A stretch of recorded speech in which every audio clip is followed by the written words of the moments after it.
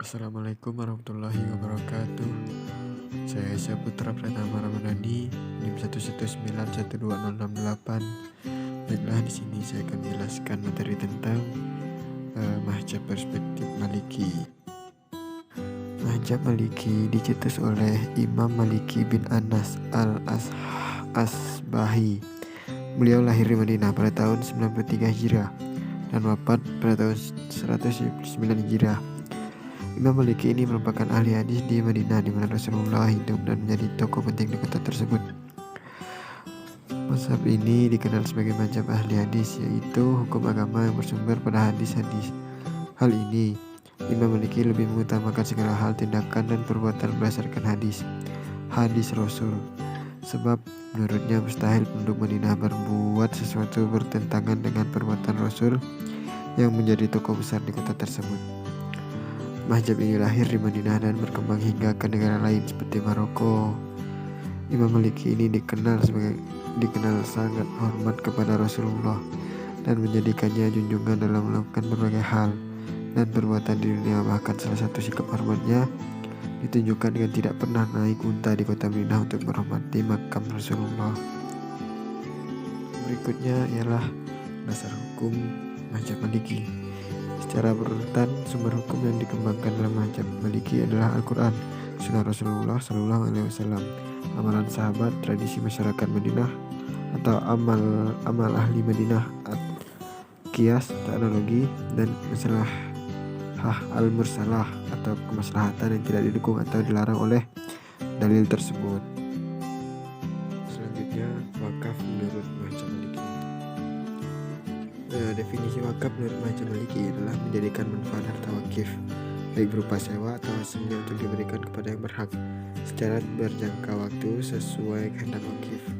Selanjutnya juga disebutkan bahwa kepemilikan harta tetap pada wakif, serta masa berlakunya wakaf tidak selamanya, terbatas dalam waktu tertentu sesuai keinginan wakif sendiri. Benda wakaf Mahjab Maliki. Wakaf berupa perkarangan seperti tanah, rumah, kedai, kebun, masjid, sumur, jembatan, perkuburan, jalan, dan lain sebagainya. Mahjab Maliki berpendapat bahwa wakaf tetap sah untuk orang yang mempunyai kapasitas kepemilikan, baik dia ada atau akan ada seperti janin yang akan lahir, baik tampak seperti ibadah, sebagaimana jika orang yang mendapatkan wakaf adalah orang kaya, atau wakaf tersebut dari muslim untuk kafir jimi meskipun bukan kafir kitabi. Wakaf tidak sah untuk kafir harbi atau untuk hewan. Berikutnya ialah rukun wakaf Mahjab Maliki. Terdapat rukun wakaf menurut Mahjab Imam Malikiyah, yaitu yang pertama wakif. Wakif adalah pihak yang mewakafkan harta benda miliknya. Yang kedua ialah mauquf. Mauquf adalah barang atau harta benda yang dijadikan wakaf.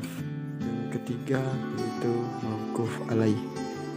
Mauquf alaih adalah orang yang menerima wakaf.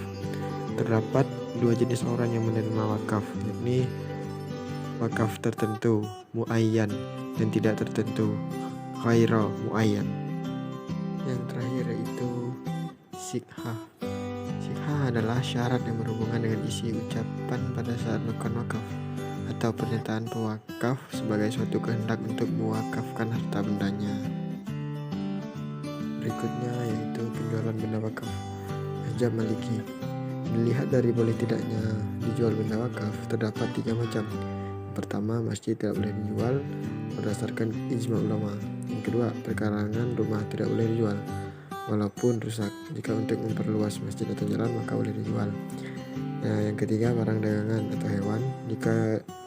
Jika hilang manfaatnya hilang, maka boleh dijual dan hasil penjualannya dibelikan untuk barang sejenis yang dijual.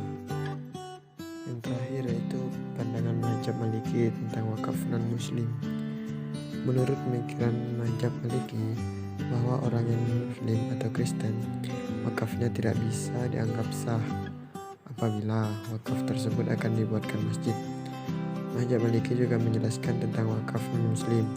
Di sini dijelaskan bahwa wakafnya seorang non-muslim atau Kristen tidak sah hukumnya jika ditujukan ke masjid ataupun syiar-syiar Islam lainnya. Imam Maliki berpendapat bahwa orang non-muslim wakafnya tidak dianggap sah jika wakaf tersebut ditujukan pada syiar Islam. Menurut pandangan Imam Malik, wakaf untuk masjid dan sejenisnya merupakan ibadah menurut Islam. Dengan alasan itulah mazhab Maliki tidak mengesahkan wakafnya orang non-muslim. Yang terakhir itu batalnya wakaf menurut mazhab Maliki. Wakaf menjadi batal jika wakif sakit keras walaupun sepertiga, sebab wakaf pada saat sakit seperti wasiat dan tidak ada wasiat bagi ahli waris. Jika wakaf pada saat sakit, maka bukan untuk ahli waris tapi untuk orang lain. Maksudnya di sini itu jika sang pewakif sakit keras dan tetap melakukan wakaf untuk ahli waris seperti harta wasiat itu boleh, tetapi hartanya bukan untuk ahli waris melainkan untuk orang lain. Sekian presentasi yang dapat saya sampaikan pada materi tentang wakaf perspektif mazhab Maliki. Kurang lebihnya saya mohon maaf. Saya akhiri. Assalamualaikum warahmatullahi wabarakatuh.